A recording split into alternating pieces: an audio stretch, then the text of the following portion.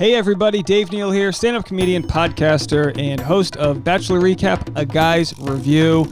How's everyone doing today? This is going to be a free-form Friday video. Just going to talk to you guys about some things. And it's all about Colton Underwood, baby. I got a lot of people asking me questions. Why are you still talking about Colton Underwood? Well, let me tell you something. I have received thousands of comments, both private and public, about the Colton Underwood issue that's happening. Obviously, Cassie Randolph had to file a restraining order, temporary, against Colton Underwood because he was sending her harassing text messages, showing up in her alleyway, tracking device on her car. Only about 1% of you have sided with Colton at this point. Some people, you know what I mean? You're holding on to your side. Problem with our country. What I'm going to do today. So normally I just recap The Bachelor. That's what I've done for the last 6 years. I take notes, I write them in my book, and then I just talk to you guys. This is the most open and honest way I can air out my thoughts and feelings about things. No edits, none whatsoever. So we'll just jump right into it. A few people have asked me, Dave, who are you? How come I'm seeing you a lot lately? And look, here's the honest truth. YouTube just started recommending me to a whole bunch of people. That's what's happened. YouTube has an algorithm, and they just decided that my name was called. I'm like a relief pitcher who's just been sitting on the bench for 5 years, and they're like, Dave, you're in. And I'm like, oh boy, putting Ben Gay on me, trying to get ready to go. I've been doing recaps. I get a couple thousand views, and it's been fun to do. I'm a stand-up comedian. I haven't done much stand-up in 2020 because of the pandemic. I live in Hollywood, and there's everything's closed. So I decided to use my stand-up microphone today just so I could feel like I'm actually doing the craft that I wish to do.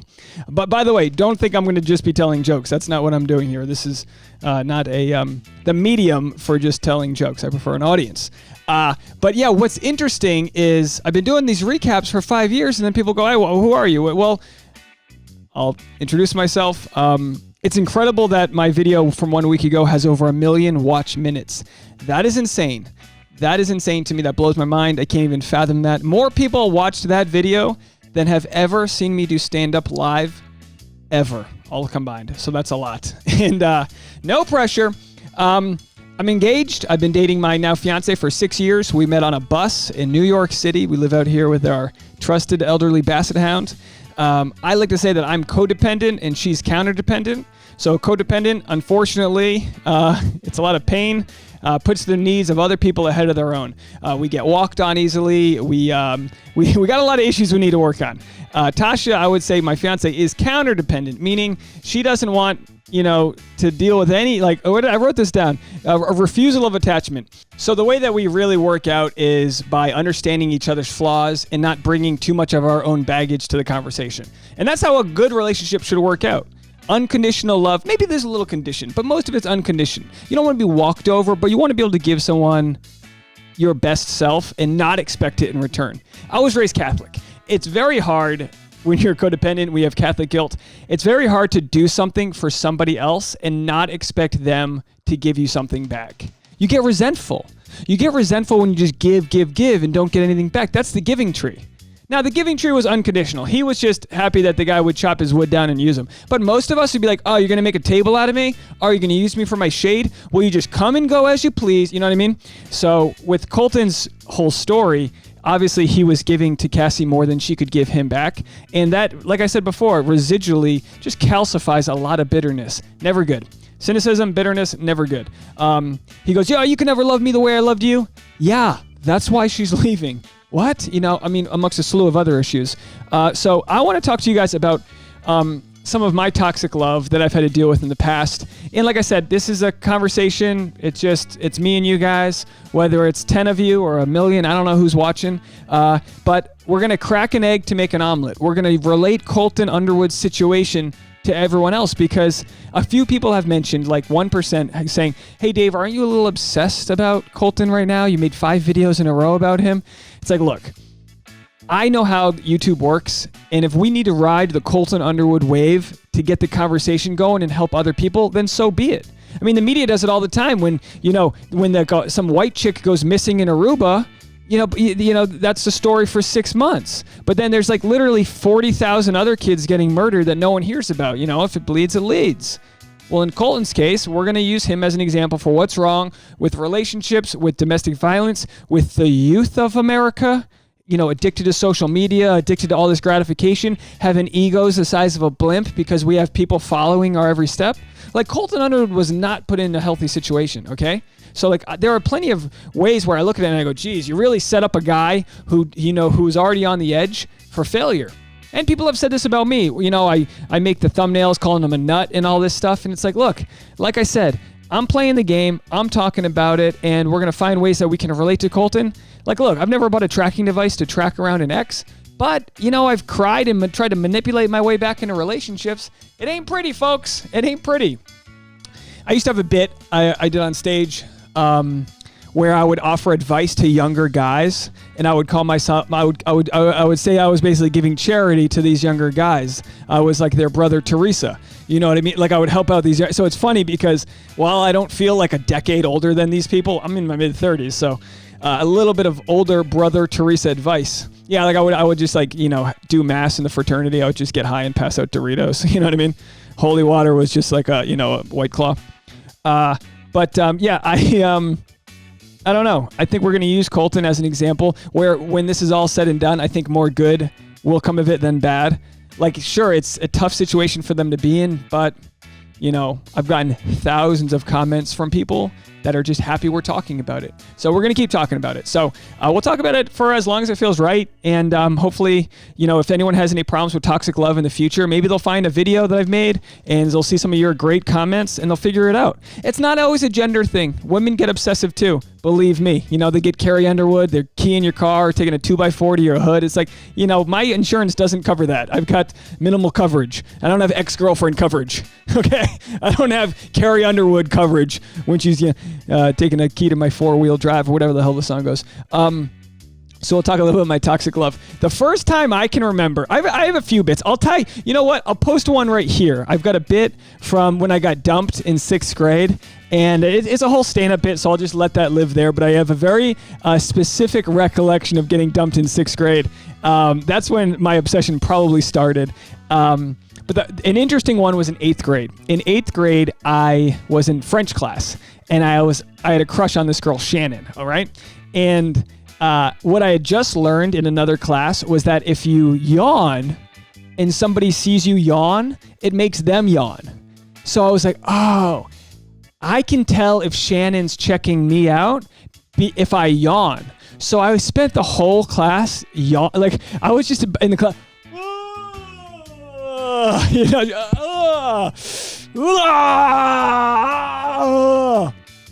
And then I would look over and see if she was yawning. And I found out that wasn't the way to attract yourself to women. Aren't attracted to guys with narcolepsy. Anyway. Did I make you yawn? Did I get you yawning? I found out years later that she and her friends thought it was weird that I would stare at her. And we ended up not dating, but we ended up making out at a party in high school or whatever. And it blew my mind because I liked her from years earlier, but at that point I kind of got over it. But it was interesting that her friends saw me as the crazy obsessive guy when all I wanted to do was get her attention. And instead I just yawned the whole day in a French class, trying to learn French. And there I am just tired the whole time. The times that I got really obsessed, toxic love, when my codependency really flared, all have the same sort of backdrop of what went down. So the first time, I moved across the country when I just started dating this girl. This is about 10 years ago. I was in my 20s. I moved from New York to LA, and as I decided to move to LA is when I started to fall for her. And I moved across the country, and then I was like, what have I done? I still love her. I tried to make it work. So I tried to make it work for 3 or 4 months from across the country. My codependency got so crazy. She had no right to still be with me. I left her, and I was still toxically wishing she would stay with me, even though I went across the country. I was obsessed with her. I remember going on her Facebook, and I saw a photo that someone tagged her in, and it was a group of people, and her ex-boyfriend was in the photo. And again, I wasn't dating her even, you know what I mean? I had no right, I had no possessive right to think that she was mine.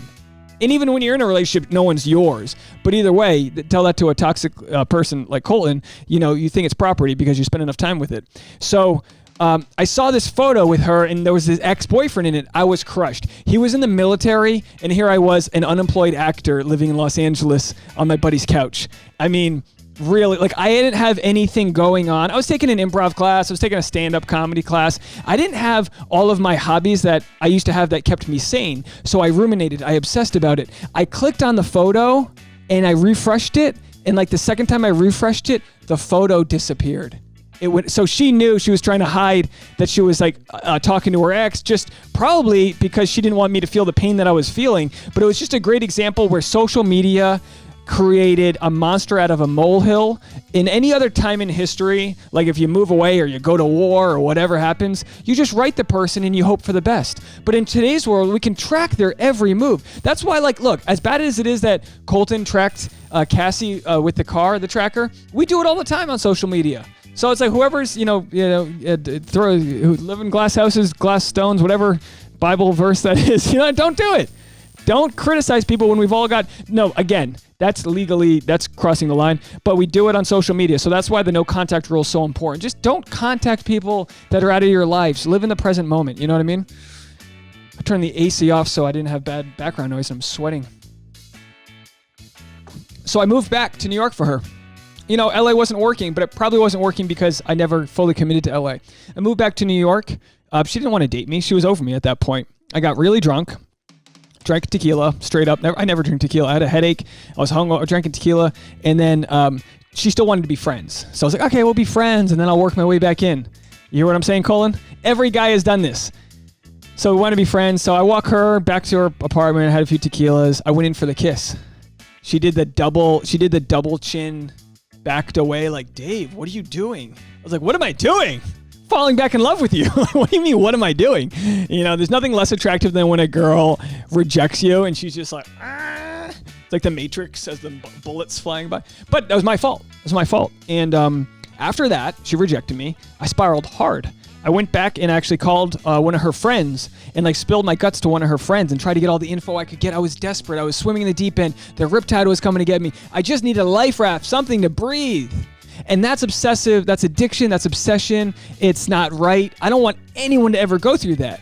What's important is that you can overcome it before some bad stuff happens. You know what I mean? So I got over it. I got a job. I actually got a job that following week doing stunts in a movie. And I got paid. I got validation. I was busy. I had all these things going on that I didn't have before.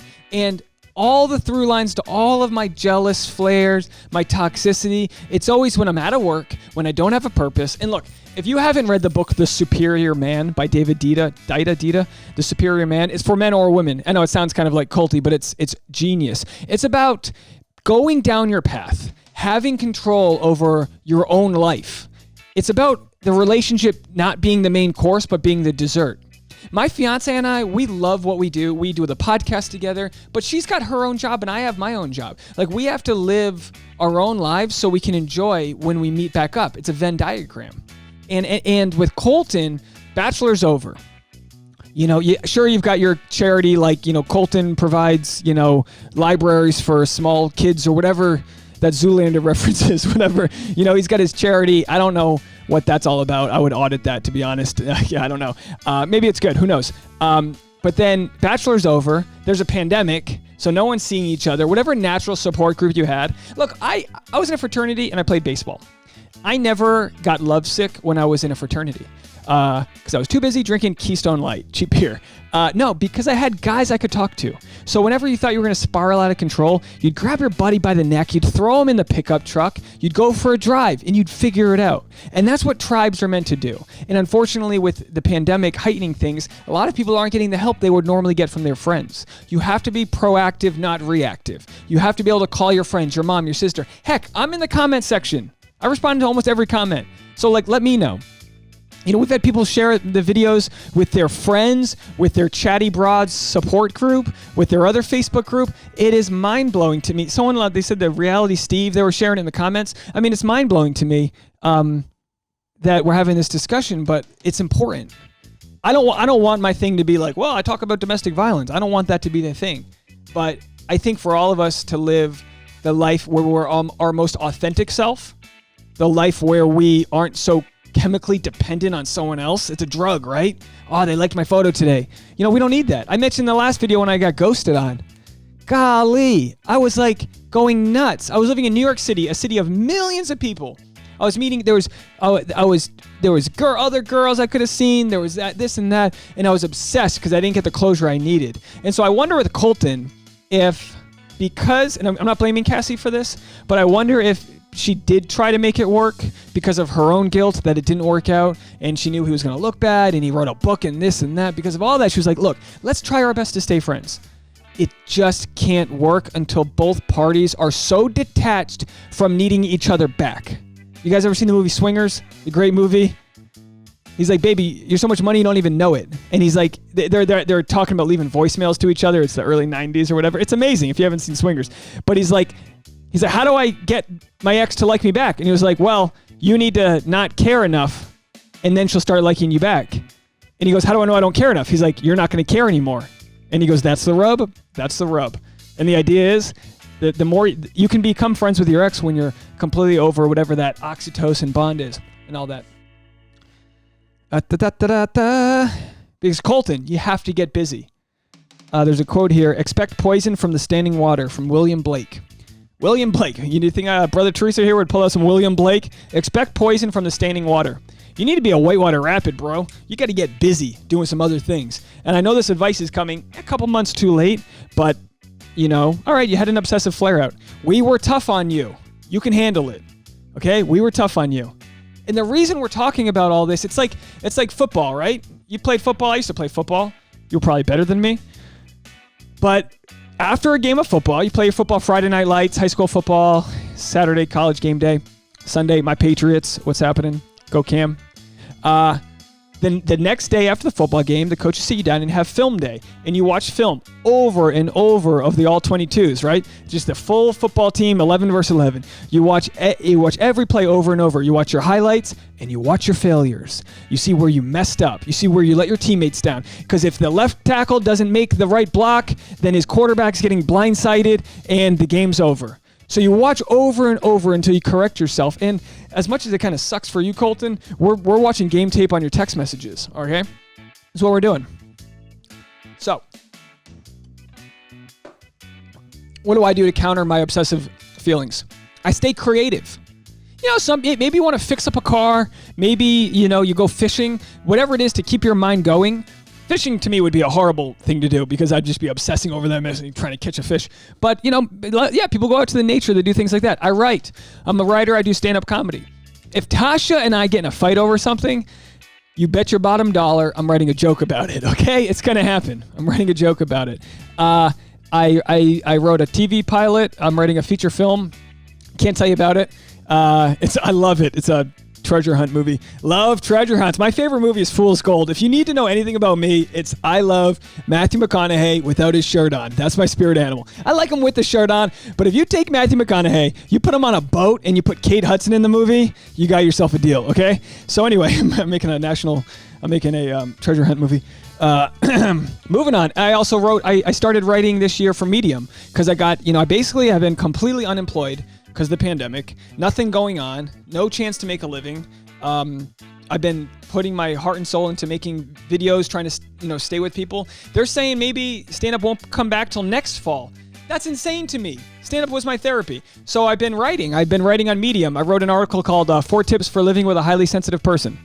Comical look at living in a small apartment with a highly sensitive person. I wrote an article called How I Procrastinated My Proposal, or Why I Procrastinated. What the hell's it called? Why I Procrastinated My Proposal. And it's about the war of art and why we resist things that we love. And it ain't easy. I don't know. So I'm trying to stay busy. I don't know about you guys. You guys left me so many great comments. I got to get out of here. You guys have heard enough from me. So I want to leave you guys. Look, I'm going to keep having the conversation. Maybe I'll make videos like the last one that's more structured, like how to get out of a toxic love obsession. Maybe, who knows? Who knows what's going to go on, what we're going to make. But we'll just keep creating. We'll keep sharing it, and we'll see how it all goes. I did want to give specific shout-outs. Before I give my shout-outs, I wanted to say this. I'm looking forward to Clare's season. We'll see how that goes. I'm looking forward to it. It starts in a few weeks.